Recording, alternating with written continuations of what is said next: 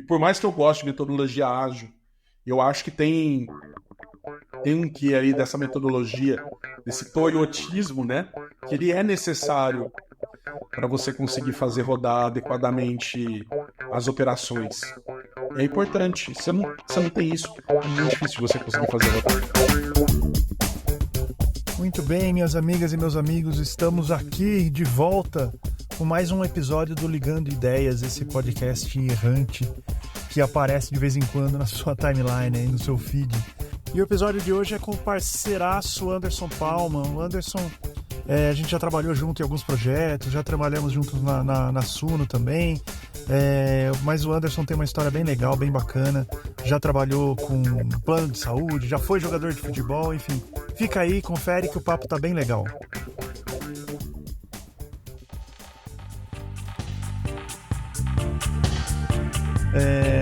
Valeu mesmo, obrigado pelo seu tempo, cara. Imagina, pô, eu que agradeço demais aí o interesse no papo e principalmente bater o papo contigo, que é sempre bom. A gente sempre tira coisa sempre legal disso. Trocar ideia é sempre muito bom, valeu.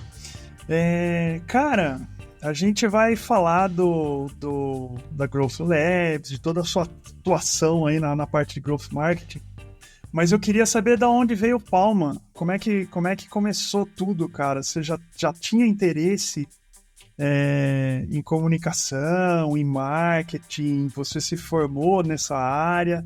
Conta um pouco do pequeno Palma. Como é que tava lá o pequenininho, o Palma pequenininho? Depois eu vou contar como é que a gente se conheceu. Boa. Cara, não, eu veio de uma área, assim, totalmente diferente, não tinha nada a ver. Na verdade, meu pai atuou em um monte de coisa, tá? Meu pai, ele foi técnico de futebol, meu pai foi professor de educação física, fisioterapeuta, radialista, e assim, meio que abriu muita frente, assim, na nossa cara, e a gente ficava meio, caraca, olha que legal. E isso foi muito bom, assim. Primeiro porque deu esse primeiro acesso à comunicação, à área de comunicação, através da rádio. Em Campinas mesmo? Você tá em Campinas, né? Hoje você tá em Campinas. Interior, dá pra perceber interior, pela nóis, porta, tamo junto. Aqui. Mas e isso, cara, foi um despertar. Mas assim, meu grande sonho de verdade era jogar bola. Então, tinha aquele negócio de moleque, né? Eu vou ser jogador de futebol, ganhar dinheiro pra caralho. E... Não, aquele negócio, todo mundo, né? Fala, não, eu vou comer muita mulher. Cara, a galera viaja. E eu vou jogar dinheiro pela janela. E, assim, é um nível absurdo. E depois você vê a realidade, cara, não tem nada a ver com isso, velho. É só se ferrar, tá ligado? Você chegou a jogar mesmo, então, né? Eu lembro que você comentou já comigo. Eu joguei bola, joguei no Guarani, joguei na Ponte, e em Júnior, equipe de Júnior. Na época, pô, tinha um time maravilhoso aqui no Guarani, eu sou Ponte Pretano, né? Tinha um time fantástico ali no Guarani, que era Elano, Edu Dracena, não lembro. Muito foda. Renatinho, esses caras foram tudo pro Santos, né? Então, eles eram júnior, foram todos pro Santos, fizeram aquele timaço dos meninos da Vila. Alguns outros bons foram para outros times, assim, não é todo mundo que vingou, mesmo sendo muito bom de bola. Eu não era muito bom de bola, mas eu fui pro Capivariano. E aí você vê a distância, né? Eu fui pra 4ª, 5ª divisão lá, e os caras foram pro Santos. E lá eu profissionalizei, eu tinha 17 anos de idade, assim. Você tava... Joguei lá, foi do caramba. Tava afim de ser jogador mesmo. Eu queria, né? Só não tinha as qualidades. Faltava, mas foi legal, assim, foi uma baita experiência. E aí o que aconteceu foi que meu pai deu o chamado, na real, né? Ele falou, cara, sério, você vai continuar nesse nível, assim, com essa galera? Porque era foda, porque você via gente do teu lado que tinha, 30 e poucos anos de idade, com família, já com filha, e ganhando salário mínimo. Na época, eu lembro, era 300 e alguma coisa, salário mínimo. Uhum. E eu lembro que o cara... Eu lembro de ter visto um desses caras aí, um zagueiro, eu não lembro o nome dele, mas ele veio, tava todo feliz falando pra galera assim, cara, renovei, do caramba, quanto? 300 O pior é que isso é até hoje assim, né, cara? Quem ganha grana de futebol mesmo é uma matinha ali, né? Não, é 1%, cara, 1%. Todo o resto vai ficar nessa, e depois que acaba, que é o pior, porque o cara vai virar... ele vai trabalhar assim, nada contra as profissões, mas ele vai trabalhar com braçal, manja, com trabalho braçal. Porque ele não se especializou em nada. E meu pai sempre me puxava. Pô, não, você vai estudar, né? Não sei o quê. O sonho de Neymar, né? Que Sim. é basicamente rasgar dinheiro, pegar todo mundo, ir pra balada. E, cara, isso não existe, velho. Isso é realmente... É isso, né? O 0.001 que Sim. vive isso. Todo o resto só apanha. E ele sempre me puxou pra estudar, né? Ele falou, cara, não, você vai estudar. Vai estudar, vai estudar, vai estudar. Então, em momento nenhum, parei. Então, eu sempre foquei ali no estudo. Mesmo não gostando tanto, eu adorava ler, mas eu não gostava muito de ir pra escola. Ficava puto da vida. Você continuou estudando nessa fase de jogador aí? Porque tem uma galera que para de estudar, né? Ah, não, meu pai não deixou. Eu não ficava nem na concentração, né? Ele me levava todo dia de treino pra lá, pra Capivari. Daqui, não sei, deve dar uns 50 quilômetros. Pra continuar estudando. Não, estudo é a prioridade. Eu não tinha, como eu estudava de manhã, eu estudava na Unip, né? E fazia ciência da computação. E aí, olha, tá vendo? Nada a ver. Uma coisa... Curso velho já, né? Curso velho, imagina. Uma coisa nada a ver com a outra. E aí eu estudava de manhã, eu ia pros treinos à tarde só. Mas ele pegava o carro, ia pra lá, me levava. Pô, foi muito, muito legal, mas assim... Velho, é bom você ver assim, não, realmente não era pra mim, era melhor não. Melhor seguir outro caminho. E aí eu parei a faculdade, né? E 2 anos de faculdade eu parei e eu fiquei um ano sabático, mas é real que eu não tinha dinheiro pra pagar a faculdade, entendeu? Uhum. Por isso que eu parei. Sabático é bom. Você fala sabático hoje em dia. Tem que falar sabático. Eu não tinha grana, essa é real. Mas foi isso. E aí eu saí de lá, depois eu voltei. Mas eu fui fazer outra faculdade, que era Publicidade e Propaganda.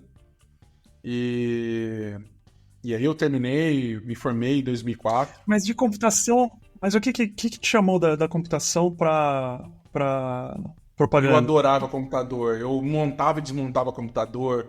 Eu mexia com C, DOS. Eu adorava essas coisas. Né? E aí eu achava isso legal. E é por isso que eu fui fazer. Mas aí eu vi também que era muito mais pesado, porque... Era matemática pura o curso, né? Não tinha nada de programação de verdade. Sim. Então, aquilo que eu aprendi de programação foi fora da faculdade. Lá era lógica, que era legal, e matemática, basicamente.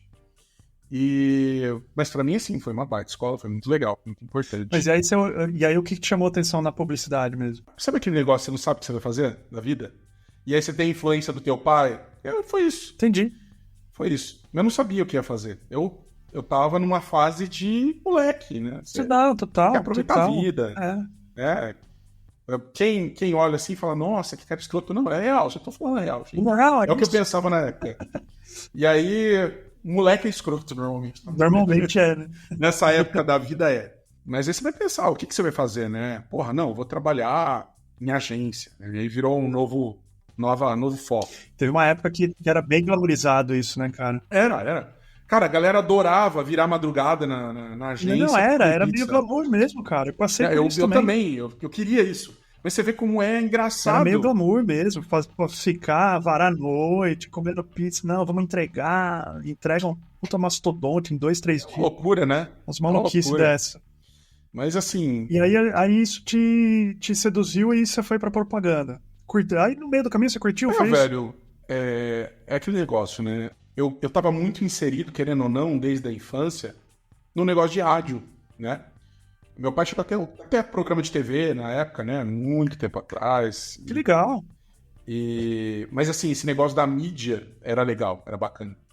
E por isso que eu acabei entrando. Meu irmão é a mesma coisa, Danilo. O Celso é a mesma coisa, a Vanessa é a mesma coisa. Todo mundo meio que foi se enveredando. Tá todo mundo meio nessa área, né? É verdade. Que foi aberta lá atrás. Mas é isso, o mato alto, quem cortou foi meu pai. E aí a gente começou meio que a desbravar as nossas... Dentro daquilo que a gente queria, né? Os nossos caminhos. E aí você chegou a trabalhar em agência? Como é que foi depois no meio não direto, né? O que aconteceu foi um pouquinho diferente. Porque a agência era uma coisa fantástica do ponto de vista do glamour, mas pagava muito mal para quem estava começando. Então, se você tivesse que pagar conta, se tivesse boleto para pagar, você não podia entrar em agência, porque um salário de alguém iniciante, estagiário, ou um cara iniciando na agência, era ridículo se existisse. Era uma fase, assim, que eu lembro, cara, quando a gente tava entrando, né, procurando trampo e tal, o que tinha bastante era estagiário sem ganhar nada, cara. Sim, sim. Você Bastante. fazia estágio dentro das agências e não ganhava nada e não tinha nenhum tipo de benefício. Nada, nada. Nem ajuda Não de tinha custo. vale transporte, não tinha nada. Você pagava pra trampar, pra ficar perto dos caras e tal. Era essa história de glamour, né? mesmo. É o glamour. E aí o cara, imagina, virar a madrugada desse dia. Eu falei, cara, eu até quero, mas não posso, né? Porque eu não podia, eu tinha conta já pra pagar. Aquele negócio, né? De novo, moleque. Aí você vai comprar carro, vai fazer. E aí você quer vivenciar aquilo, só que eu trabalhava numa empresa chamada NET, TV a cabo. E, velho, eu ganhava relativamente bem. Inclusive, melhor que muita gente, a maior parte das pessoas na minha sala. Mas... Nada a ver com a área. Não, eu trabalhava com vendas. Nem sabia que essas coisas estavam relacionadas, pra ser honesto contigo. Você não tem isso, sabe? Você não tem a conexão das coisas. E eu falava, não tem a mínima condição, né? Eu não vou conseguir parar aqui que eu ganho bem para ir para um negócio que eu não vou ganhar nada. E aí eu acabei seguindo esse caminho, trampando em empresa, trabalhando mais áreas de vendas. Consegui trabalhar numa área de marketing dentro de um hospital Veracruz, era um plano de saúde de Campinas, um hospital legal. E eu entrei com vendas e aí me começaram a dar brecha para fazer coisas de marketing, porque não tinha área de marketing.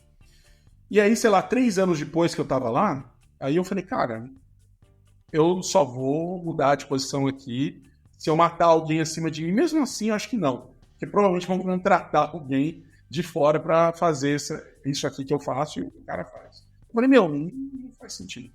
E aí eu pedi pra sair e fui morar fora. Fui pra Dublin, na Irlanda. Eu não tenho dinheiro. Isso foi quando? Isso foi 2006 que eu saí. Foi...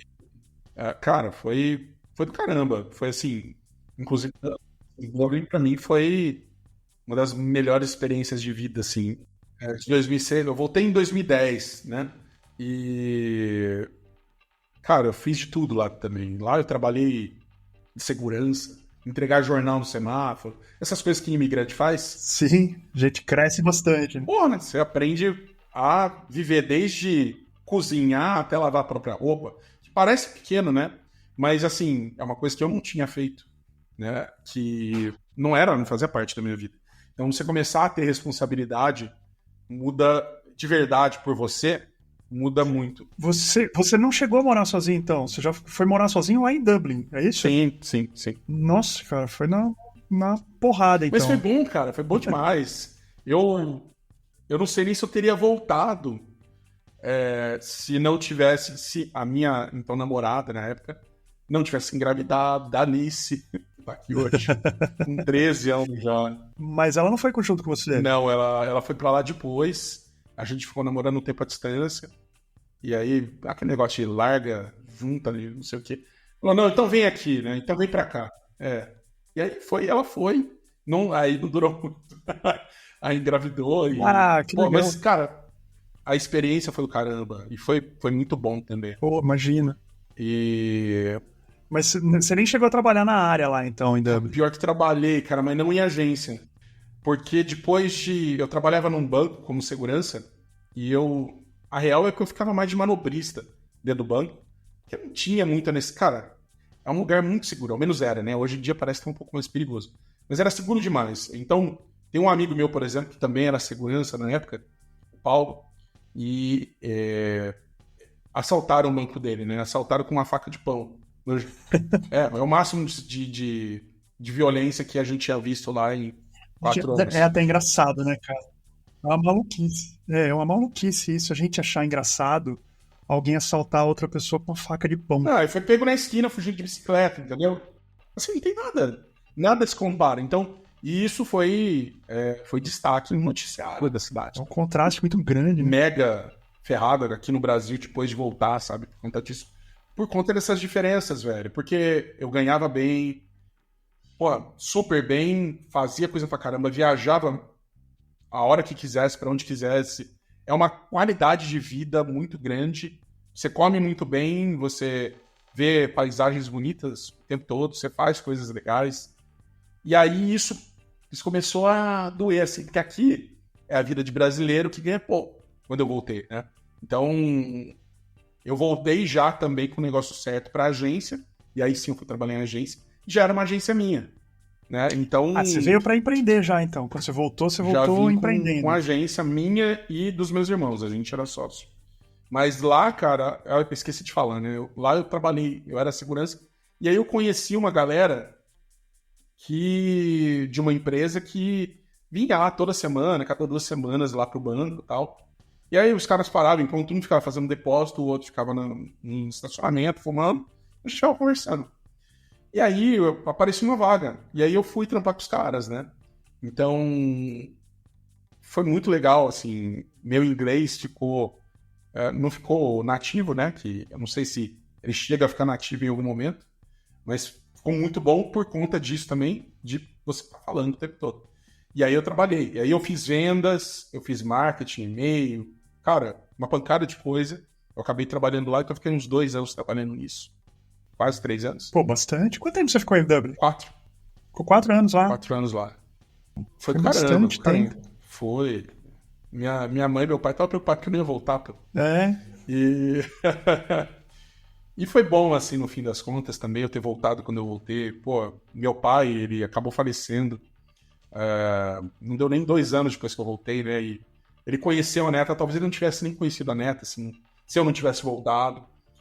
Mas, assim, foi pedrada naquele começo, sabe? A gente apanhou bastante, sofreu por conta de cliente, por conta de time. Apanhou todas as coisas que quem tá empreendendo apanha, né? Ainda mais quando eu tinha um time grande lá. A gente chegou a 30 pessoas dentro da agência. Caramba! E assim, a gente fazia muito site, trabalhava com mídia programática, desde aquela época, 2010, já focando, sabe, em algumas coisas que estavam aparecendo, de novidade. Isso, cara, foi a maior escola. Já era Growth Labs ou era outro nome? Era o Grupo Mais. Ainda existe. Mas hoje eles estão mais focados na parte de audiovisual, né? Uhum. E foi legal, velho. Foi uma experiência, assim, que eu aprendi demais. A gente atendeu cliente muito foda, de Itaú Financiamentos até Decathlon, sabe?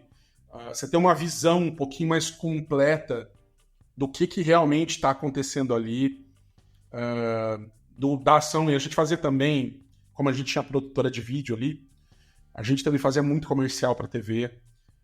Então, pôde mexer com isso, sabe? De estar acionando, trabalhando um comercial de resposta direta, né? Você coloca comercial na TV, ou no rádio, ou onde for, coloca outdoor, e você medir o impacto daquilo nas vendas, o volume de ligações que são recebidas, o volume de contatos. Isso, cara, já era meio que uma prévia daquilo, das coisas que a gente ia investir em ouro, mas eu não sabia, né? A gente estava muito no fluxo. Quando você tá no negócio, você não sabe o que você tá fazendo. Cara, manter uma equipe de 30 pessoas não é brincadeira, né, cara? Não, é um trampo, mano.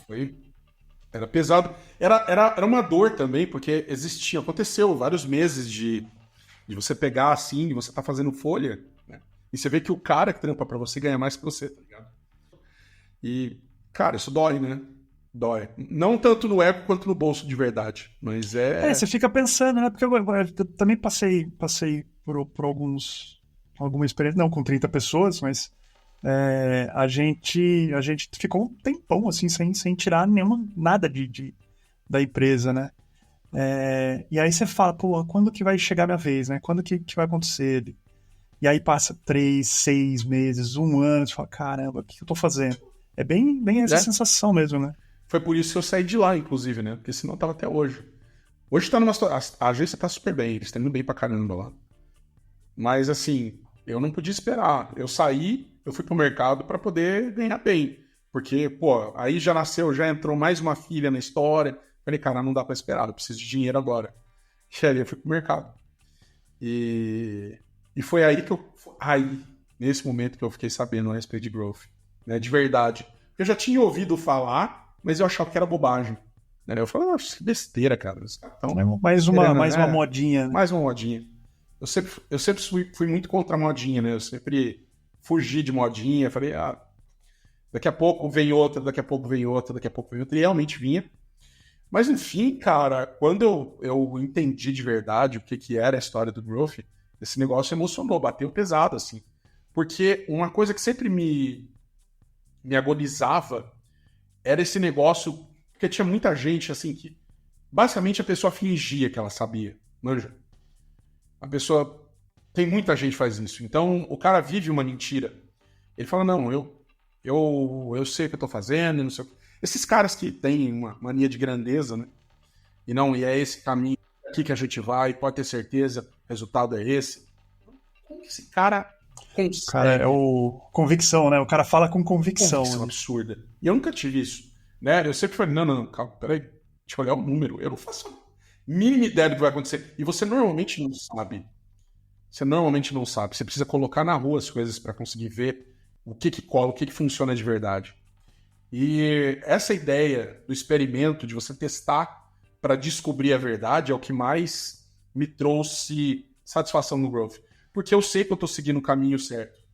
Então eu não preciso mais ficar achando, né? Porque tem uma diferença muito grande entre os marketings, né? A maneira de você fazer marketing. Você pode fazer, não só marketing, mas venda, CS, o que você estiver rodando. Você pode fazer o marketing que é o pay and spray, né? Que basicamente você joga dinheiro e distribui do jeito que você conseguir. E aí você faz uma outra coisa que é pray, né? Você reza, para ver se vai dar certo. Ou você pode focar em testar muito pequeno, muito rápido, pegar o resultado, iterar e ir melhorando. O começo é mais tortuoso. Eu confesso para ti, ele demora mais para você sair do platô. Mas uma vez que você sai disso, cara, é só crescimento. Não tem vale, né, cara? Não tem pico e vale. Não, ele tem pico e vale porque acontece, mas se você for no achismo, a tua chance de se ferrar logo de cara, ela é muito maior, né? Então você pode dar sorte de você, sei lá, você é um cara iluminado, foi lá, colocou uma estratégia em pé, já sabe exatamente que vai dar certo, coloca o negócio, vai e roda. Eu nunca conheci ninguém assim, pra ser honesto contigo. Fora Steve Jobs, que eu não conheço, né? Ou, né, Mark Zuckerberg, que eu também não conheço. Então, assim, é gente que você não sabe o que tá rolando na cabeça da galera. Mas aí tem um negócio que eu falo de vez em quando também, cara, que é assim, eu não lembro o nome do cara, mas foi o fundador do Dropbox que falou isso, que é a história de você só precisa acertar uma vez, cara. Esses caras, Mark Zuckerberg, esses caras de... Steve Jobs, acho que não. Steve Jobs é bem consistente nos resultados dele. Mas tem uns caras que tão grandes porque acertaram muito rápido. Uma coisa, né? Uma coisa. A galera, o caso do Elon Musk, né? Com o PayPal, que, porra... Tudo bem, tem outras coisas ali, né? Total. Por mais que ele tenha lá os herdeiros, a coisa dele, mas o PayPal foi uma tacada certeira ali, né, cara? Foi uma flecha no alvo, assim. Pois é. Mas assim, o que eu vejo também tem gente que consegue ter uma visão de futuro e pegar o timing certo, né? Então, é tudo, né? Porque você pode hoje falar, olha, a inteligência artificial vai dominar tudo e vai fazer as profissões ficarem mais fáceis e, na verdade, você vai ter que ser mais especialista ainda, mais, de certa forma, generalista para poder compreender o todo. Então, você está mudando o perfil do profissional e o futuro que eu envisiono é esse aqui, X. Você pode falar isso o quanto você quiser, mas a real é que você não sabe quando isso vai acontecer. Certo? Você não faz a mínima ideia. Pode ser amanhã, daqui a 5 anos, daqui a 10 anos, 50, 100 anos. Você não sabe quando vai acontecer. O cara que está na hora certa, com a proposta, a ideia certa para colocar para rodar, esse cara se dá bem demais. Então o timing é uma das coisas mais importantes. E como é que a gente sabe timing, cara? É difícil, né? Cara, é testando para você ver se você realmente está ou não. É por isso que eu gosto muito de teste. Quando você testa, você descobre se está fazendo sentido. Eu trabalhei, muito tempo depois, eu fui vice-presidente de Performance e Growth na Suno Research. Eu trouxe você para trampar lá com a gente também. Sim, lógico. Vamos aqui. Mas a gente se conhecia antes, vamos falar Sim, disso se também. conhecia antes. Mas o timing que a Suno acertou ali foi absurdo. Foi fenomenal. Demais, E acertou demais. com o Thiago. Eu não tive nem nada a ver com a questão do timing. Foi o Thiago. O Thiago foi lá, mandou bem pra caramba. Tava no timing certo.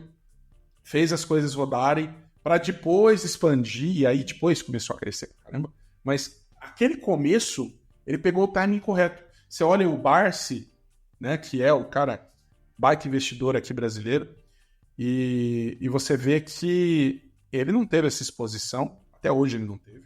E lá no começo, ele também não estava vidrado em fazer isso. Ele não estava pensando.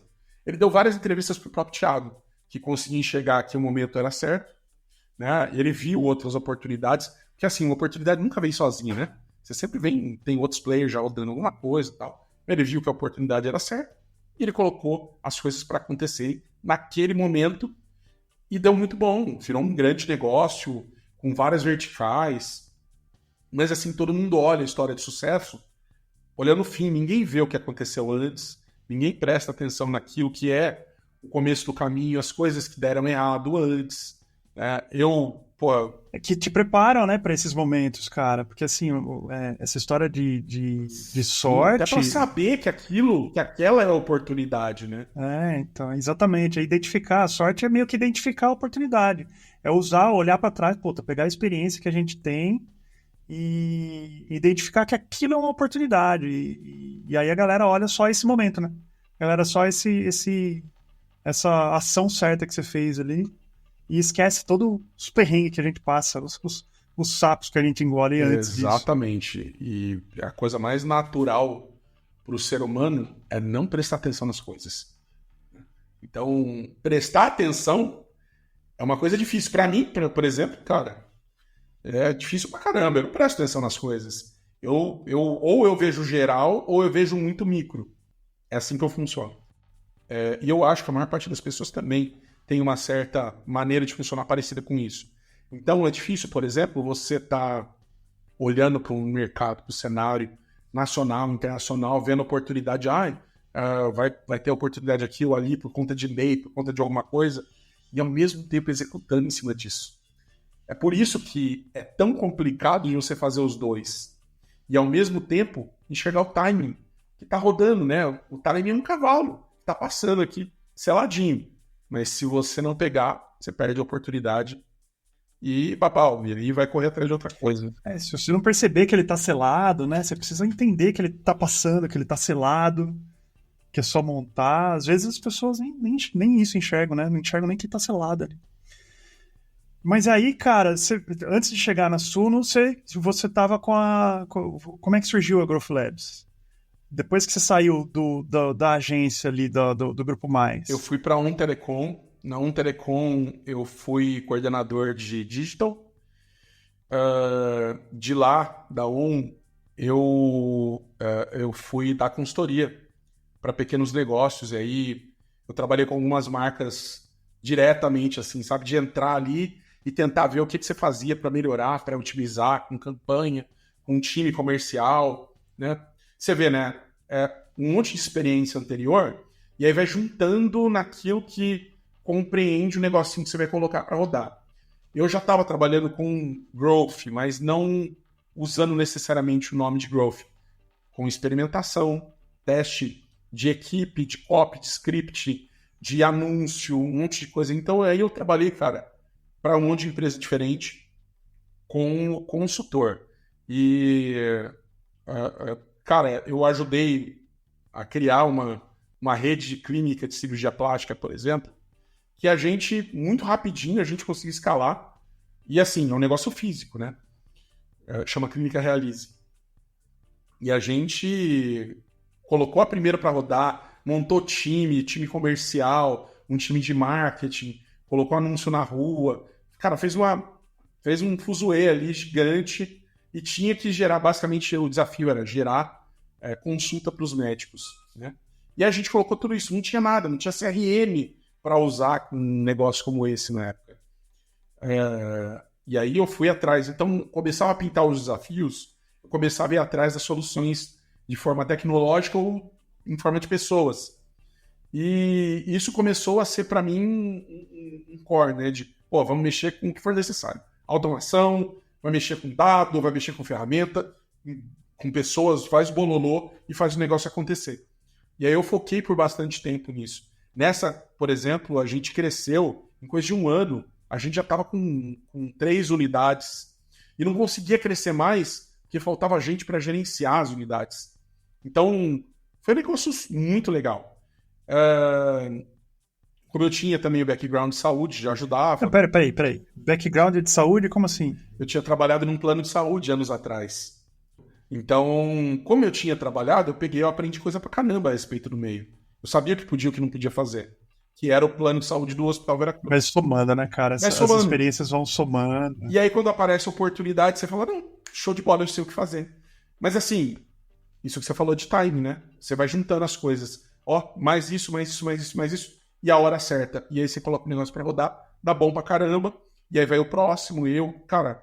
Aí eu peguei outros planos de saúde para trabalhar e ficou um negócio muito legal por um tempo, até receber uma proposta da Superlógica. Aí eu fui trabalhar lá, não tinha nome de Growth Labs. Gigante hoje, né? Hoje eles estão gigantes, já eram grandes, né, na época. Eu fui para rodar, iniciar uma iniciativa, né? Iniciar uma iniciativa, que coisa linda. Fui para começar um business ali junto com a galera, era o PJ Bank, é uma conta digital para empresas. E aí, no PJ Bank, foi uma loucura também. Eu ajudei na Superlógica em si, né, principalmente com eventos. E no PJ Bank, eu era o Head de Growth, analista de Growth, analista de SEO, de marketing, enfim, eu era tudo dentro do marketing. Tinha um time comercial também. Isso foi quando? 2017. Foi mais recente, né? A gente tá ficando velho, 5 anos atrás é ontem. Mas acho que foi nessa época que a gente deve ter se esbarrado em algum desses eventos aí, cara, porque eu tava junto com a startup. Essa época, com certeza. A gente vivia nesse ecossistema, porque a Superlógica é de Campinas, né? E a startup também era em Campinas, a minha startup também era em Campinas, então a gente participava desses eventos, participava dessas coisas todas. Qual que era o nome da tua startup, Marcelo? A Oposphere, de gamificação, né? A gente fazia gamificação nas empresas e tal.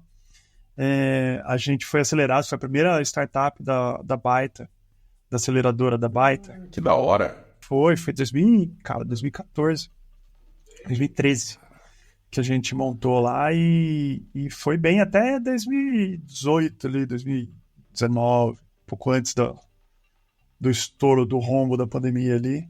Mas a gente não foi por causa da pandemia que a gente fechou, não. Foram outras coisas. A gente não estava vendendo mesmo. O universo das startups é um universo que ele deslumbra também, né? Ele te deixa... Lembra a história dos jogadores de futebol ali. Lembra. Porque o cara sai do nada, cria uma empresa e fica bilionário. Não é nem é bilionário do dia pra noite, né? É um negócio assim... E é 0,1% que faz isso. Mesma coisa. Mas se você parar pra olhar, é a história da Cinderela, velho. Que é a história do jogador de futebol, que é a história do empreendedor de startup, que é a história de um monte de gente. E aí de lá, a gente fez um case do caramba, usando canais dentro do PJ Bank. A gente bateu a meta de vendas do ano inteiro lá em 3 dias, pra você ter uma noção. É uma coisa absurda. Basicamente trampando com ABM, né? Então, Account Based Marketing, a gente simplesmente foi lá, separou essa galera em tiers e começou a dar uma atenção de uma forma mais organizada.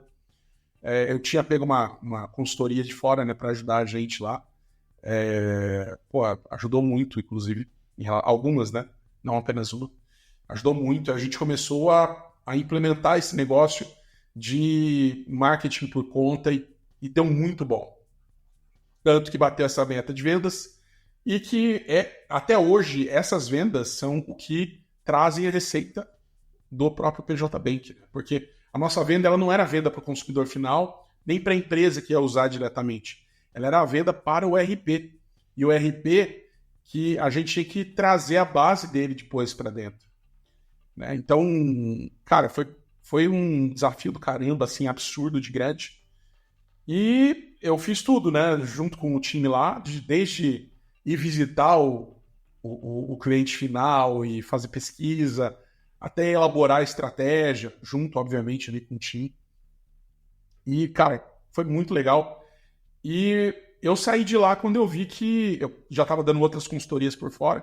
Eu falei, cara, eu tô ganhando o dobro aqui fora, um décimo do tempo que eu tô gastando no esforço que eu tô fazendo aqui. Eu falei, não tá valendo a pena, né? E foi aí que eu saí de lá, né? E aí mas você ficou quanto tempo lá na Superloja? 2 anos lá. 2 anos foi rapidão, né, cara? Foi. Mas assim, valeu por 10, velho. Não, Por total, esse experiências. ambiente é muito rápido, cara. É um ambiente que você aprende todo dia, cara. Eu acho que lá foi o lugar que eu mais cresci. O lugar que eu mais cresci foi lá. Lá dentro foi muito... assim, eles têm uma cultura muito foda. Aí eu comecei o Growth Labs logo na sequência, né? Eu comecei a arrumar o Growth Labs. Logo na sequência, eu conheci... conheci não, né? Eu bati um papo ali mais com o Felipe, né?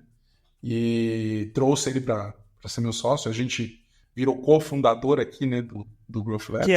Que já nasceu com alguns clientes, né? Você já estava com alguns clientes da consultoria. Já nasceu com um cliente da consultoria. E aí, esses clientes permitiram que a gente iniciasse um negócio muito legal, que começou a virar um movimento, que era do marketing científico. Que é olhar basicamente, cara, olhar muito dado antes de ficar tomando decisão e largar a mão do achismo, né? E, cara, foi muito legal, assim. Essa experiência foi muito boa.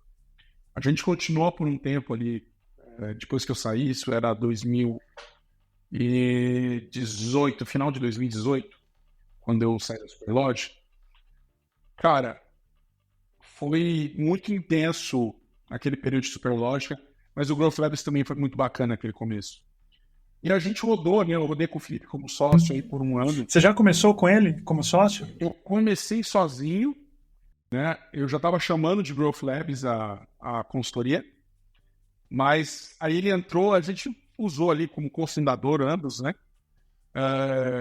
Mas eu tinha começado antes, né? O Growth Labs em si. Mas ele estava fazendo a mesma coisa do lado dele, né?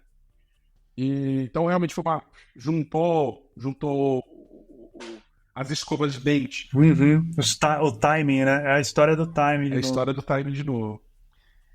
E, cara, foi muito legal. A gente também atendeu muita empresa bacana naquela época de Growth Labs.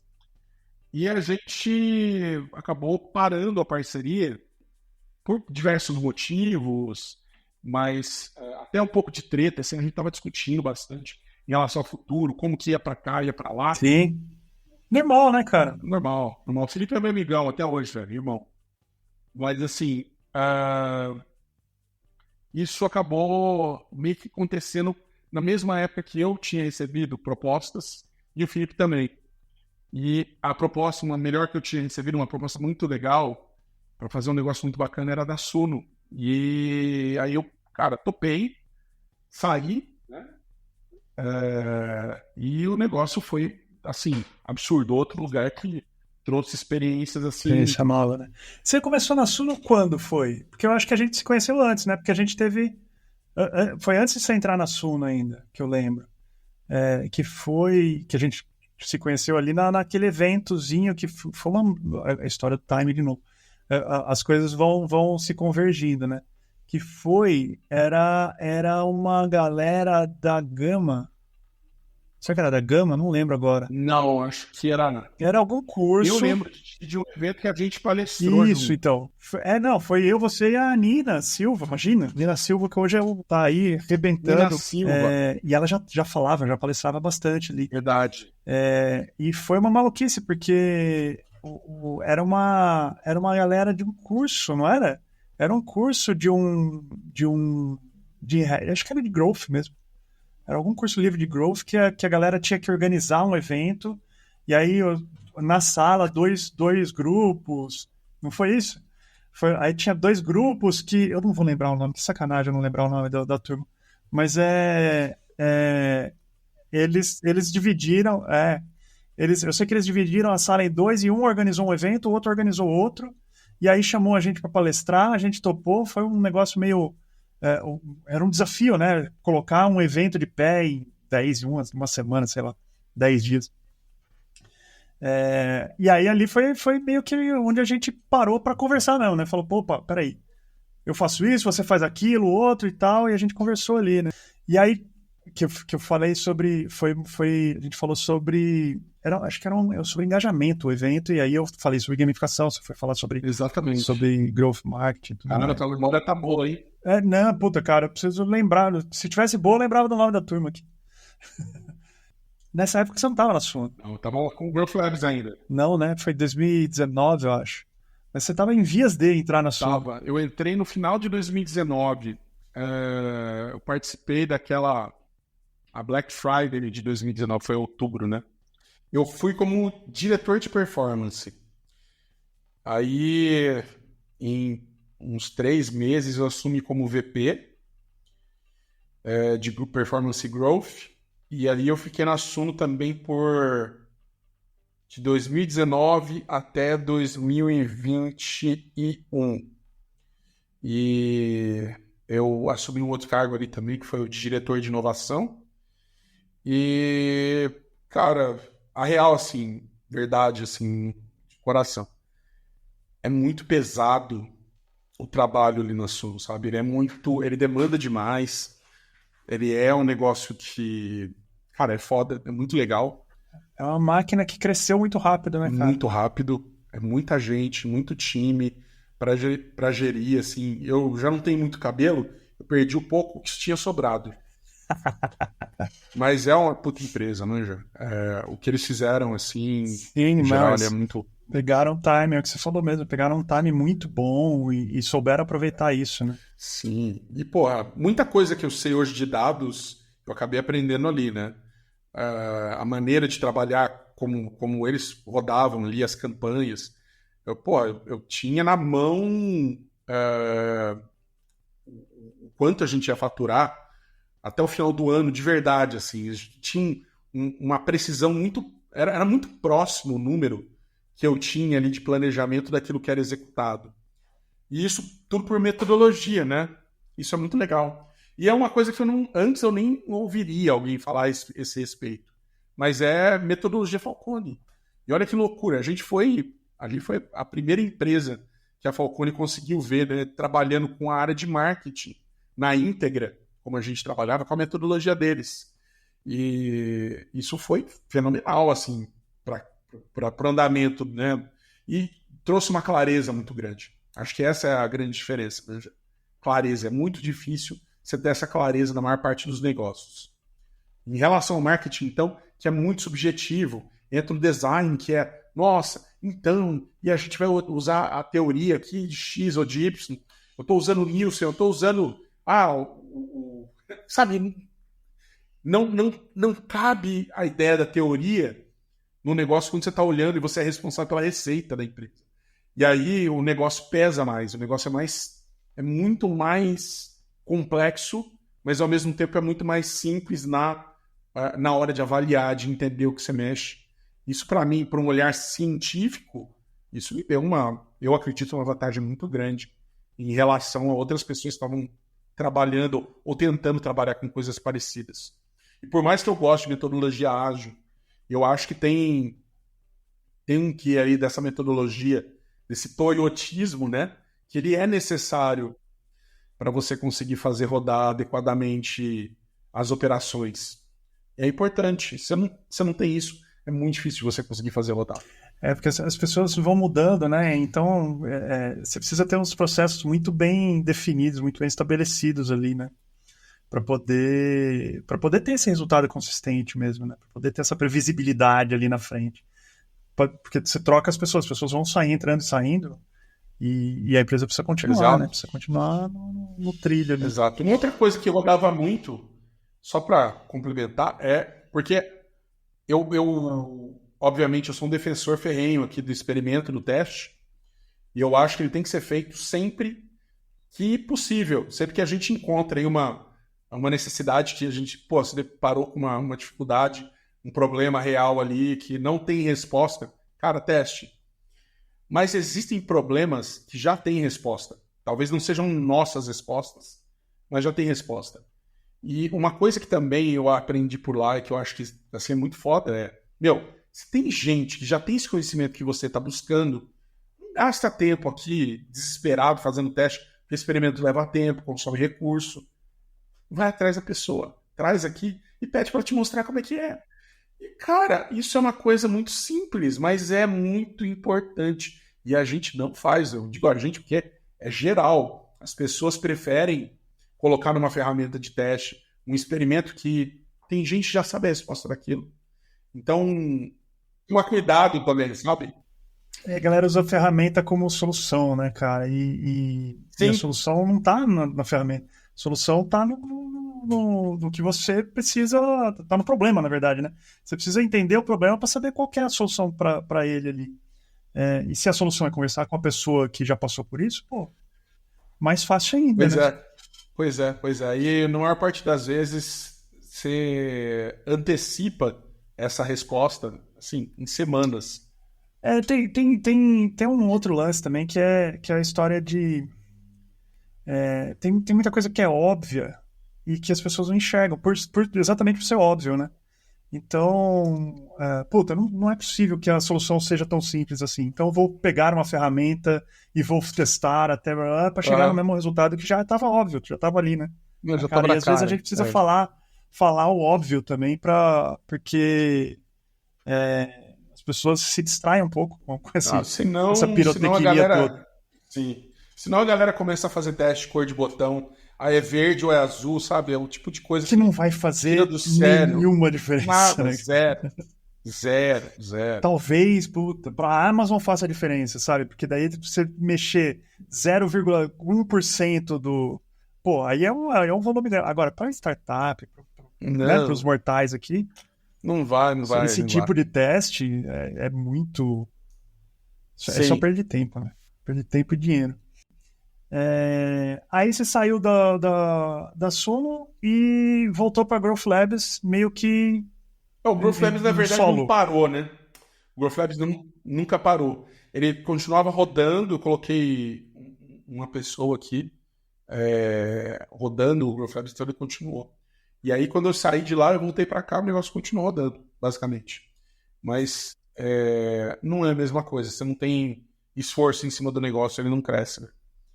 Então, era mais um manter ali, continuar existindo, fazer as coisas acontecerem. E a gente continua hoje, cara. Hoje, depois disso, né, depois dessa volta, e eu acabei também me envolvendo de outras maneiras com outras empresas. Acabei virando sócio de algumas, inclusive uma de inteligência artificial. A gente estava discutindo isso aí. Uma de turismo, a Lenxis. E além disso também ali a Embarque e a Black Velvet. São outras empresas aqui. Eu acabei virando sócio. E o que a gente... Tudo que a gente está vendo aqui, né, a gente está aplicando nos clientes e está aplicando nessas empresas também. De uma forma, a gente, Growth Labs, né, de forma que a gente consiga trazer resultados. E aí entram, putz, 1 milhão de outros problemas e a gente vai vivenciando aí tudo que aconteceu depois da pandemia, que, cara, mudou os mercados completamente, então as coisas que a gente fazia antes não funcionam mais, né? Então você começa a voltar para a estaca zero, para começar a subir de novo, todos esses movimentos, tudo aquilo que está funcionando. E as coisas se movimentam muito mais rápido, né? Porque eu acho que teve uma integração, uma democratização muito rápida, né, da internet nesses últimos momentos aí, desde 2019. E isso muda tudo. Mas, ao mesmo tempo, traz novas oportunidades, novos desafios. É sempre bom a gente estar antenado para continuar Boa. crescendo. Não mudou o foco, então. Continua no marketing científico, fazendo teste. A gente deu uma pequena pivotada para focar muito mais. É a mesma coisa, tá? Mas focar muito mais nesse trabalho sendo feito dentro de um CRM, que é o que a gente chama também de RevOps, né? Operações de receita. Então, a gente vira responsável pela receita do cliente para tentar fazer essa receita crescer através de experimento, mas aí a gente acrescenta outras coisas. O próprio uso de CRM, ele gera muitas armas novas, ele traz um uso diferente para aquilo que a gente está fazendo. Então, ao invés de só fazer uma campanha de mídia paga, por exemplo, no Facebook, na Meta. A gente faz essa campanha, não apenas a campanha, mas fazendo teste e tal. Ao invés de fazer só isso, a gente faz isso olhando a linha final, que é o que importa, porque ninguém se importa de verdade de gerar lead. Lead não traz nenhum benefício para a empresa nenhuma. Então a gente vai lá e olha do começo até o fim, usa cohort, as safras, para conseguir entender se aquilo está fazendo sentido. E esse está sendo o nosso grande foco. Então, tudo que a gente trabalha no marketing, na venda, no sucesso do cliente, ele tem que se converter em receita ou em lucratividade para a empresa. E é assim que a gente acaba focando e trazendo mais resultados. Então, a pivotada não foi tanto em relação ao marketing científico, mas foi mais em relação aonde a gente aplica. Porque isso, a gente consegue ter mais respaldo tendo a ferramenta lá já implementada ou implementando para conseguir trazer resultado. E uma outra coisa que a gente vem fazendo bastante aqui hoje é trabalhar com aquilo que a gente chama de Sales Ops, né? Que é você trampar direto mesmo com o pré-venda e a venda para fazer com que esse processo flua mais naturalmente, você consiga trazer mais resultados, otimizar as taxas de conversão, e isso muito, obviamente, para empresas B2B. Tem um pouquinho de B2C também, mas o nosso grande foco não é nem no B2C nem no B2B, é em empresas que têm ciclos de venda complexos. Isso a gente se provou que, cara, a gente tem muito mato alto aqui para a gente cortar, porque existem muitas empresas que têm uma dificuldade absurda de conseguir fazer venda e elas não conseguem ter a dinâmica necessária, às vezes por uma montagem de time equivocada, porque tem muito silo, ou porque o cara simplesmente não entende que existem momentos e você precisa trabalhar esses momentos antes de fazer uma venda, né? Ninguém gosta que você chegue... você chega na loja, você está na loja ali, olhando, o cara te aborda. Sim. Opa, você vai querer quantos desses, sabe? Não, calma. Cara, eu estou só olhando, né? Todo mundo passa... Eu estou só olhando. Mas a real é que a gente faz isso, né? Quando a gente trabalha com marketing. Ou vendas. Então, é legal a gente começar a dar passinhos atrás e aquecer essa galera. Tem uma capacidade de engajar as pessoas antes. Relacionamento, né? É isso. Porque tudo... Venda é relacionamento, marketing é relacionamento, sucesso do cliente é relacionamento, design é relacionamento. A gente vende para humano, cara. A gente está vendendo alguma coisa para humano e não dá para a gente fugir disso. Ah, mas eu uso inteligência artificial. Cara, eu uso inteligência artificial pra caralho. Mas isso não quer dizer que o humano seja substituível. Não nesse momento, né? Pode ser que daqui a um ano, 5, 10, 100 isso aconteça. Mas hoje, a gente precisa de gente para fazer as coisas acontecerem. E gente boa, né? É isso. É importante. Gente vende pra gente e gente compra de gente, né? Então, tem que fazer isso acontecer da melhor maneira possível. Boa, Palma! Não vou nem afundar mais, então. Acho que é um bom momento para a gente perguntar, fazer uma pergunta que eu faço direto para a turma aqui. Depois dessa história toda que você contou aqui, olhando para trás, cara, quais são os 2, 3 momentos ali que você olha e fala, putz, bem a lá Steve Jobs aqui, tá? Aqueles pontos que você olha e fala, cara...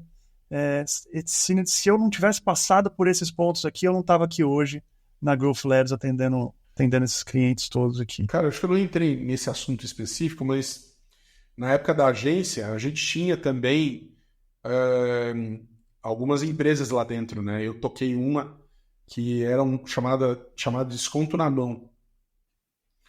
E o Desconto na Mão era um site de compra coletiva. A gente viu que tinha uma oportunidade lá fora e abriu o Desconto na Mão aqui no Brasil, né? Então, foi uma loucura fazer tudo aquilo. E foi doido que eu achei que eu ia ficar rico com ele, né? Porque a primeira oferta que a gente lançou deu, acho que uns 60 mil reais de lucro. Eu falei, quê? Naquela época, 2012. Acertei. Nossa, acabou. Para com isso. Eu não quero nunca mais. Nunca mais agência pra quê? E eu dei uma pivotada, no meu caso, na minha pessoa aqui, para focar muito nisso, sem me atentar exatamente o que estava acontecendo mais no mercado. Por exemplo, o peixe urbano, que ia entrar no Brasil, estava começando, né? Lá no Rio de Janeiro. E basicamente esses caras sufocaram a gente, eles mataram a gente. Então, de uma empresa que estava lá faturando, fazendo uma oferta por semana, 60 mil reais,